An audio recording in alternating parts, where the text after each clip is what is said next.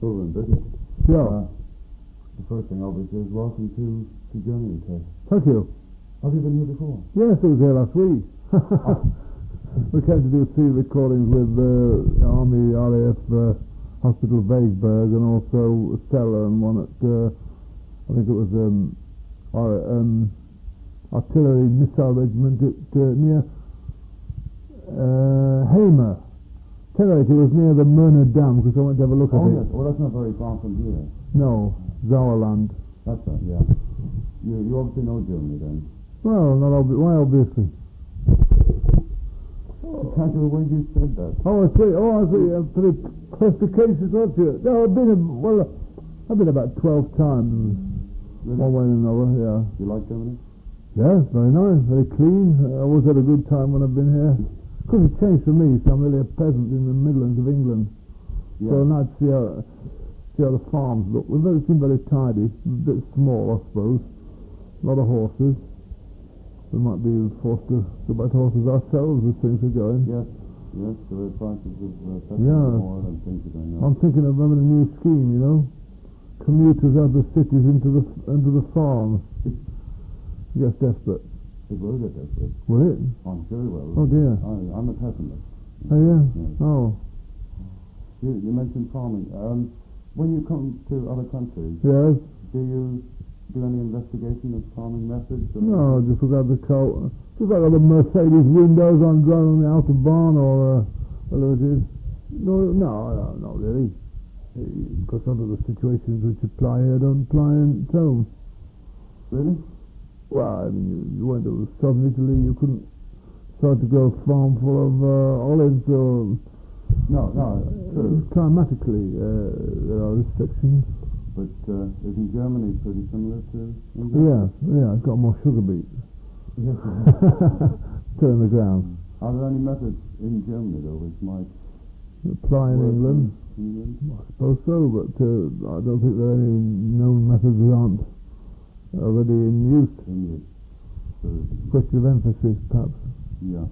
The Germans have got nothing for us. Or have we got anything for the Germans then? Well, I'm sure we have. If there, I'm not saying there isn't. I'm just saying I can't think of anything off the moment. I'm not a farming man myself. No. I just got the impression that German farming seems to be neater and tidier. Well, yeah, but then the Germans are neat and tidy, aren't they? I mean, last week we went to a football ground at Borussia Mönchengladbach, and you can see there's no litter, they're more orderly, more disciplined. That's the national characteristics. There's more restrictions on it, I don't know. Surely neat, yeah, surely. Anyway, so much for Germany. Yeah. You as a radio personality, how does a farmer get to become a radio personality? Well, not many do really, and I don't suppose many could if they set out to achieve that object. In my case, I've been going for about 16 years, only in the 2nd division. Now, I always think mediocrity and sobriety are all right if you're punctual. Yes. And in my case, I applied in the first case. It was by application, not by accident, because I was in the Brain Britain programme. Yeah. In those days, 2 went on the next round and 2 went home. I went home, knocked out first round, and then 6 months later they wanted to put on a television version of the same programme, and they wanted 3 farmers to constitute a team to play against the Brains, or 3 of the Brains. So I can never remember why, but obviously there must have been scraping the barrel, so they asked me to go along to make up one of the teams, and I've been going ever since off and on, sometimes, coming and going. So on that first trip for a Brain of Britain thing, yeah. You were hooked on radio? Yes. Or hooked on the idea of being personality? No, I wasn't hooked on anything. I just went home again and got on with my work. I tell you, 6 months later they rang up and said, are you available to do a television programme? After one application, yeah, which was, I only applied because there was a little paragraph in the Radio Times said they wanted people to volunteer for the Midlands and East Anglia area competition. It was only because my wife said, go on, you think you're so damn clever, why don't you have a go at this? That's what happened. Do you like radio? Yes, yes. Better than work, isn't it? Seriously though, Yeah, seriously. How does radio appeal to you? You've never really gone in for anything other than just appearing on panel games, like. Oh, I have. I've done any questions I go on sometimes. I did a program from Sotheby's once. Panel games, quiz programs is more the thing. Yes. But I've done children's programs. Have you? About my intellectual level, especially about 4 or 5.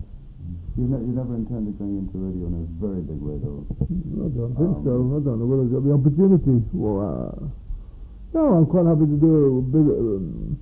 It's a nice complementary sideline, isn't it? Very much so.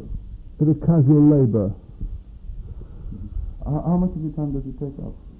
Well, it's taken all. Well, this week, I tell you, I've been very busy in November. Since we got the potatoes up in October, I went on at the end of September I went on a cruise, and that was by arrangement with the Cunard company. We did a few lectures on board, you see, so I worked a free cruise for myself and my wife.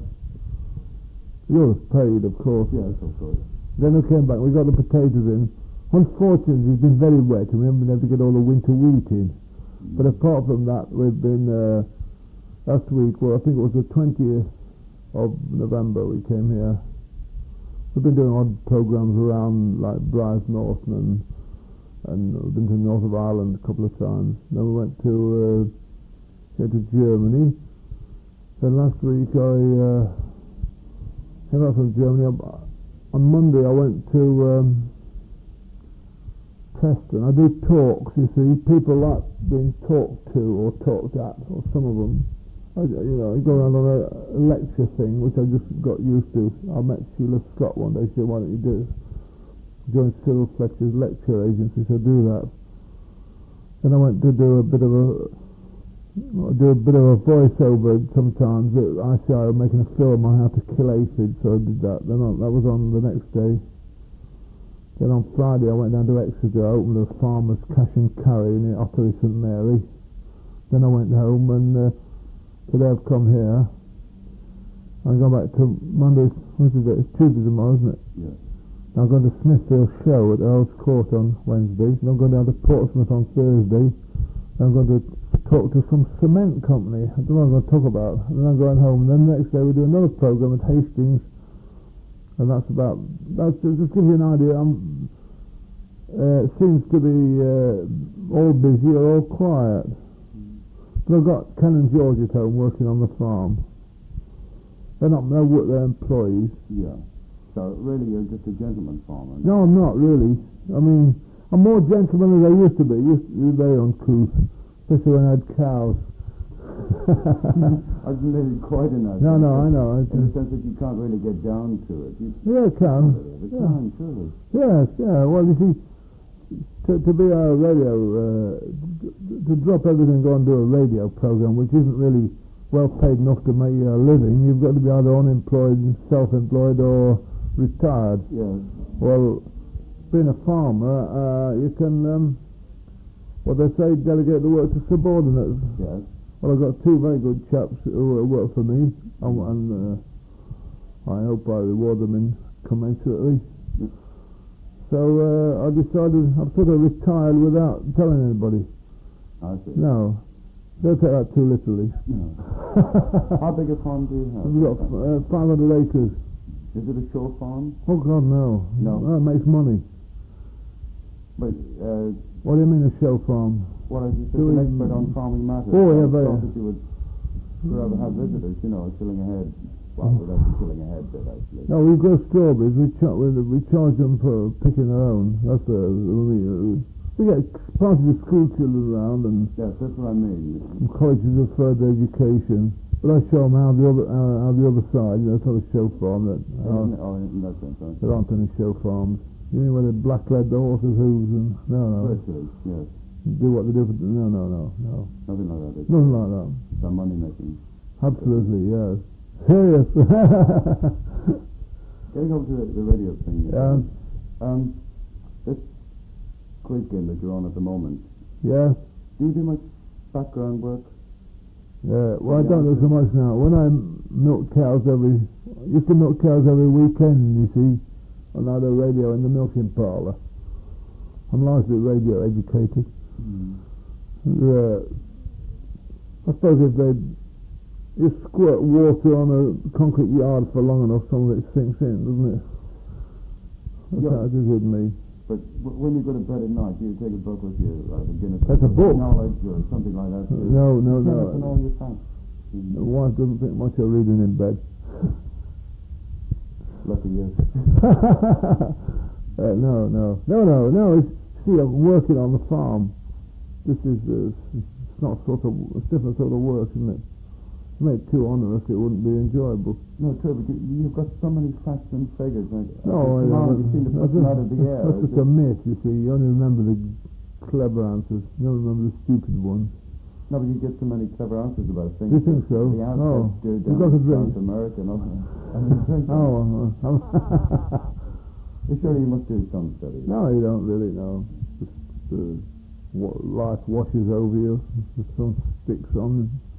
So you must have a pretty retentive memory. I suppose I have, really, yeah. I can never remember how to repair the combine harvester when we have to get the instruction book out. You have different sorts of ability with regards to memory. How do you like appearing on these games? All right. I like the travel, you see.